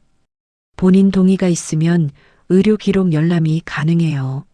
아니면 전 배우자가 어딘가에서 관련 검사를 받은 기록이 있다면 법적 절차를 통해 확인할 수도 있고요. 전 배우자가 동의할 것 같지 않아요. 그렇다면 법적 절차 쪽으로 알아보셔야 할 것 같아요. 상담사가 말했다. 시간이 좀 걸릴 수 있어요. 유나는 고개를 끄덕였다. 절차를 밟기로 했다. 결과가 나온 것은 한 달이 더 지난 뒤였다. 정호의 의료 기록에는 유전 검사 결과가 있었다. 그것도 결혼 전에 받은 검사였다. 염색체 이상, 반복 유산과 직접적인 연관이 있는 유형이었다. 그리고 그 기록에는 가족 상담 내역도 포함되어 있었다. 정호의 어머니, 즉 시어머니가 동석한 상담이었다. 알고 있었다. 결혼 전부터 알고 있었다. 유나는 그 서류를 손에 쥐고 한참을 앉아 있었다. 상담사가 조심스럽게 물었다. 괜찮으세요? 네. 유나가 말했다. 목소리가 떨렸다. 잠깐만요. 눈을 감았다. 2번의 유산이 떠올랐다. 혼자 병원에 갔던 날, 혼자 퇴원했던 날 몸 관리를 잘못한 게 아니냐는 말, 집안 기운이 약하다는 말, 무속인의 선고, 며느리 탓이라는 말. 그것들이 하나씩 떠올랐다가 사라졌다. 알면서 했던 것이었다. 유나는 눈을 떴다. 상담사가 물을 한 잔 내밀었다. 유나는 받아서 한 모금 마셨다. 이걸로 뭔가를 할 수 있나요? 유나가 물었다. 법적으로 사기 결혼에 준하는 손해배상 청구가 가능할 수 있어요. 상담사가 말했다. 변호사와 상담해 보시는 게 좋을 것 같아요. 생각해 볼게요. 유나가 말했다. 집으로 돌아오는 길에 유나는 차 안에서 한참을 움직이지 않았다. 분노가 오기 전에 허탈함이 먼저 왔다. 그 모든 것이 거짓 위에 세워진 것이었다. 무속인의 말도, 시어머니의 낙인도, 정호의 침묵도, 처음부터 진실을 알고 있었던 사람들이 그것을 숨기고 유나에게 모든 책임을 덮어 씌운 것이었다. 왜 나한테 했을까? 그 생각이 들었다. 그러나 이내 생각을 바꿨다. 왜가 중요한 게 아니었다. 중요한 것은 그것이 사실이었다는 것, 그리고 이제 유나가 알고 있다는 것이었다. 태진에게 전화했다. 나왔어요? 응. 유나가 말했다. 어떻게 됐어요? 유나는 잠시 말을 고르다가 말했다. 전 남편 쪽 문제였어요. 결혼 전부터 알고 있었고, 전화기 너머로 잠시 침묵이 흘렀다. 시어머니도 알고 있었어요. 유나가 말했다. 태진이 낮게 말했다. 지금 어디예요? 병원 주차장이요. 거기 있어요. 내가 갈게요. 괜찮아요. 혼자 올 수 있어요. 알아요. 태진이 말했다. 그래도 갈게요. 유나는 전화를 끊고 핸드폰을 무릎 위에 내려놓았다. 창밖을 바라보았다. 오후 햇빛이 주차장 바닥에 길게 뻗어 있었다.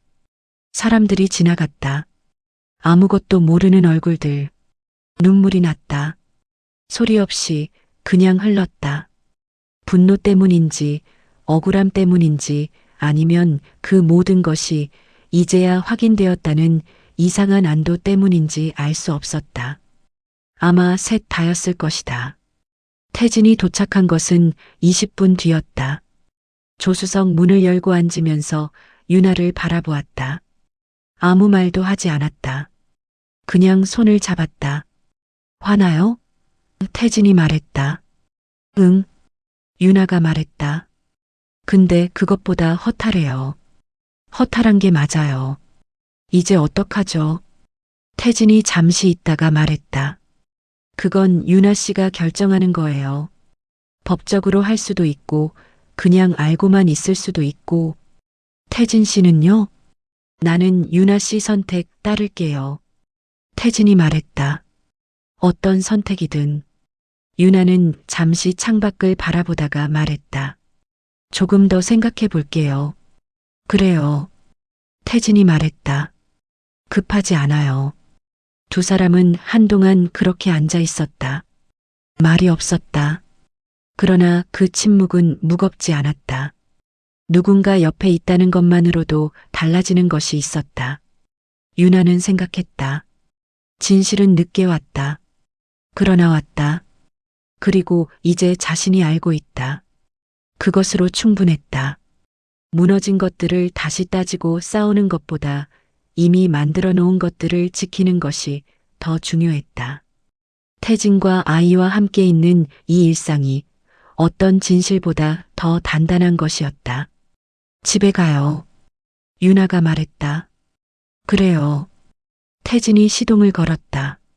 차가 주차장을 빠져나왔다. 저녁 햇빛이 앞 유리에 들어왔다. 윤아는 눈을 가늘게 뜨고 그 빛을 바라보았다. 따뜻했다. 진실은 늦게 왔지만 윤아는 이미 앞으로 가고 있었다. 진실이 드러난 뒤 전시댁은 조용해졌다. 연락이 끊겼다. 정우도 시어머니도 아이 핏줄 이야기도 만나자는 말도 꽃다발도 없었다. 사실 앞에서는 집착도 말을 잃는다는 것을 윤아는 그때 알았다. 아무 근거 없이 밀어붙이던 사람들이 근거가 생기자 오히려 사라졌다. 그 역설이 이상하지 않았다. 그들이 원했던 것은 진실이 아니었으니까. 그냥 이길 수 있는 자리가 필요했던 것이었다. 윤아는 그 조용함을 일상으로 받아들이는데 그리 오래 걸리지 않았다. 아침에 일어나 아이 밥을 챙기고 센터에 출근하고 환자들을 만나고 퇴근해서 태진과 저녁을 먹었다. 그 반복이 지금의 삶이었다. 예전에는 집으로 돌아오는 버스 안에서 오늘 또 어떤 말이 기다릴까를 생각했다. 지금은 저녁에 뭘 먹을지를 생각했다. 그 차이가 작아 보이지만 윤아에게는 컸다. 정우가 찾아온 것은 진실이 확인되고 나서 한 달쯤 지난 어느 오후였다. 윤아는 그날 퇴근 후 센터 근처 마트에 들렀다가 나오는 길이었다. 장바구니를 들고 골목을 걷는데 낯익은 실루엣이 보였다. 골목 끝 카페 앞에 서 있는 사람이었다. 윤아는 걸음을 늦추었다. 정우였다. 정우는 윤아를 보자 먼저 움직였다. 윤아야. 윤아는 멈추었다. 장바구니를 든 채 정우를 바라보았다. 오랜만에 보는 얼굴이었다. 예전보다 더 수척해 보였다. 눈밑이 어두웠다. 윤아는 그 얼굴을 바라보면서 아무런 감정이 움직이지 않는 것을 느꼈다. 측은하지도 반갑지도 화가 나지도 않았다. 그냥 낯선 사람 같았다. 할 말이 있어요. 정우가 말했다. 여기서요? 잠깐이면 돼요. 카페에 들어가도 되고. 윤아는 잠시 생각했다. 거절할 이유를 찾다가 마지막이라면 들을 수 있겠다는 생각이 들었다. 들어가요. 윤아가 말했다. 카페는 오래된 건물 안에 있었다. 조용한 오후였다. 손님이 많지 않았다. 두 사람은 창가 쪽 테이블에 마주 앉았다. 커피를 주문했다. 정우는 커피잔이 나오자 두 손으로 감싸 쥐었다. 아무 말도 하지 않았다. 유나도 먼저 말하지 않았다. 말할 이유가 없었다. 정우가 할 말이 있다고 했으니 정우가 먼저 해야 했다. 한참 뒤 정우가 입을 열었다. 알고 있었어. 유나는 커피잔을 내려놓았다. 결혼 전부터 알고 있었어. 나도 어머니도. 유나는 아무 말도 하지 않았다. 예상하고 있었던 말이었다. 서류에서 이미 확인한 사실이었다. 그런데 막상 정우의 입에서 직접 듣자 가슴 어딘가가 조용히 내려앉았다. 알고 있던 것과 듣는 것은 달랐다. 왜요? 유나가 말했다. 짧게. 정우는 잠시 말을 고르다가 말했다. 어머니가 말하지 말라고 했어. 결혼하면 괜찮을 수도 있다고. 여자 쪽 몸에 따라 다를 수 있다고. 그게 말이 돼요? 유나가 말했다. 말이 안 되는 거 알아. 알면서 했어요. 정우는 고개를 숙였다. 2번 유산하는 동안 유나가 말했다. 당신은 알고 있었어요. 내 몸이 문제가 아니라는 걸. 그런데 한 번도 말 안 했어요. 미안해. 정우가 말했다. 무속인 데려왔을 때도요. 며느리 탓이라는 말 들었을 때도. 이혼하라고 했을 때도. 유나의 목소리는 높아지지 않았다. 오히려 너무 낮고 조용해서 이상할 정도였다. 그 모든 자리에서 당신은 알고 있었어요. 알고 있었어. 정우가 다시 말했다. 변명할 말이 없어. 변명 안 해도 돼요. 유나가 말했다. 듣고 싶은 게 아니에요. 그럼 뭘 원해? 유나는 잠시 창밖을 바라보았다. 골목에 사람들이 지나갔다. 아무것도 모르는 얼굴들. 아무것도요. 유나가 말했다. 원하는 게 없어요. 정우가 고개를 들었다. 화도 안 나? 화가 안 나는 건 아니에요. 유나가 말했다. 근데 그 화를 당신한테 쏟고 싶지 않아요. 그럴 에너지가 아까워요. 정우는 아무 말도 하지 못했다. 당신한테 솔직하게 말할게요. 유나가 말했다. 나는 오래 당신을 원망했어요. 2번 유산하고 집에 돌아오던 날 아무도 물어봐 주지 않던 밤, 짐도 못 챙기고 쫓겨나던 날. 그 모든 순간에 당신이 있었고 당신은 아무것도 하지 않았어요. 정우는 고개를 숙인 채 있었다. 근데 지금은 달라요. 유나가 말했다. 원망이 없어진 게 아니에요. 그냥 그게 더 이상 중요하지 않아요. 나는 지금 다른 곳에 있으니까요. 행복해? 정우가 물었다. 유나는 잠시 생각했다. 응, 행복해요. 정우는 그 말을 듣고 한동안 아무 말도 하지 않았다. 커피잔을 바라보다가 말했다. 다행이다. 다행이라는 말은 필요 없어요. 유나가 말했다. 그건 당신이 해줄 수 있는 말이 아니에요. 정우가 고개를 끄덕였다. 용서해달라는 말 하려고 왔어요? 유나가 물었다. 하고 싶었는데. 정우가 말했다. 막상 오니까 못하겠어. 왜요? 자격이 없을 것 같아서. 유나는 그 말을 듣고 잠시 있었다. 그것만큼은 솔직한 말이었다. 맞아요. 유나가 말했다. 그리고 나도 지금 용서할 마음이 없어요. 그냥 끝난 거예요. 용서도 원망도 아니라 그냥 끝. 그게 가능해? 가능해요. 유나가 말했다. 나는 이미 그 집에서 끝난 사람이에요. 오래전에. 정우는 오래 아무 말도 하지 않았다. 창밖을 바라보다가 말했다. 잘 살아. 잘 살고 있어요. 유나가 말했다. 자리에서 일어났다. 장바구니를 들었다. 정우는 일어나지 않았다. 유나는 그 자리를 떠났다. 뒤를 돌아보지 않았다. 골목을 걸으면서 유나는 몸이 가벼운 것을 느꼈다. 무거울 것 같았는데 그렇지 않았다. 오래 들고 있던 것을 내려놓은 것 같은 느낌이었다. 용서한 것도 화해한 것도 아니었다. 그냥 내려놓은 것이었다. 그것이 가능하다는 것을 유나는 오늘 처음 알았다. 집에 돌아오자 태진이 아이를 안고 거실에 있었다. 아이는 태진의 품에서 잠들어 있었다. 태진이 고개를 들어 유나를 바라보았다. 늦었어요. 응. 마트 갔다가 좀 돌아왔어요. 유나가 장바구니를 내려놓으며 말했다. 태진이 유나의 얼굴을 바라보았다. 무슨 일 있었어요? 유나는 잠시 생각하다가 말했다. 정호 씨 만났어요. 태진의 표정이 굳었다. 어디서요? 골목에서 기다리고 있었어요. 뭐라고 했어요? 알고 있었다고 했어요. 결혼 전부터 유나가 말했다. 그리고 미안하다고. 태진은 잠든 아이를 바라보다가 유나를 바라보았다. 유나 씨는요? 끝난 거라고 했어요. 용서도 원망도 아니라 그냥 끝. 태진은 잠시 있다가 말했다. 힘들었어요? 아니요. 유나가 말했다. 그리고 잠깐 생각하다가 덧붙였다. 생각보다 안 힘들었어요. 그게 좀 이상하기도 하고. 이상한 거 아니에요. 태진이 말했다. 이미 끝낸 거니까요. 오늘이 끝이 아니라 이미 오래전에 끝낸 거예요. 유나는 그 말을 듣고 고개를 끄덕였다. 맞았다. 끝은 오늘이 아니었다. 짐을 들고 그 아파트 현관을 나서던 날, 뒤를 돌아보지 않고 걷던 그날이 끝이었다. 오늘은 그냥 확인이었다. 밥 먹어요. 태진이 말했다.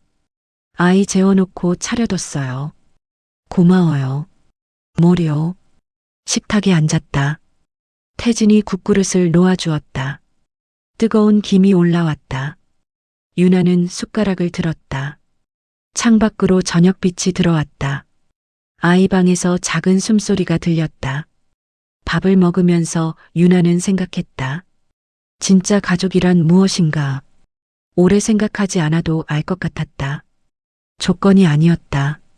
아들이냐 딸이냐, 핏줄이냐 아니냐, 집안이 어떠냐. 그런 것들이 아니었다. 그냥 오늘 저녁 밥을 차려주는 사람, 늦게 들어왔을 때 얼굴을 바라봐주는 사람, 힘들었냐고 물어주는 사람. 그것이 가족이었다. 태진 씨, 유나가 말했다. 응, 나 지금 괜찮아요. 태진이 유나를 바라보았다. 알아요. 그냥 말하고 싶었어요. 알아요. 태진이 다시 말했다.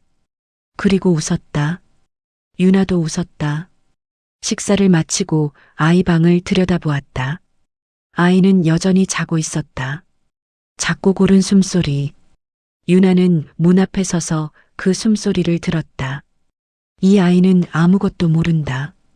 누군가의 핏줄이어서 귀한 것도 아들이어서 의미 있는 것도 아니다. 그냥 이 아이이기 때문에 귀한 것이다. 그것이 처음부터 그랬어야 하는 것이었다. 그리고 이제 그렇게 되었다. 유나는 아이방 문을 조용히 닫았다. 거실로 나오자 태진이 소파에 앉아 있었다. 뭐 볼 거예요? 태진이 리모컨을 들며 말했다. 아무거나요. 아무거나는 없어요. 태진이 말했다. 골라요. 유나는 그 말에 웃었다. 예전에도 들었던 말이었다. 처음 임신 사실을 알던 날 아침 미역국 먹고 싶다고 했을 때 그때도 태진은 아무거나는 없다고 했다. 소파에 앉았다. 태진 옆에 창밖으로 밤이 내려앉고 있었다. 조용한 저녁이었다. 유나는 생각했다. 나는 이제 누군가의 기준으로 살지 않는다. 아들을 낳아야 한다는 기준도, 집안에 맞아야 한다는 기준도, 누군가의 평가를 통과해야 한다는 기준도, 그런 것들이 더 이상 유나의 삶을 재단하지 못했다. 지금 이 자리가 유나의 선택이었다.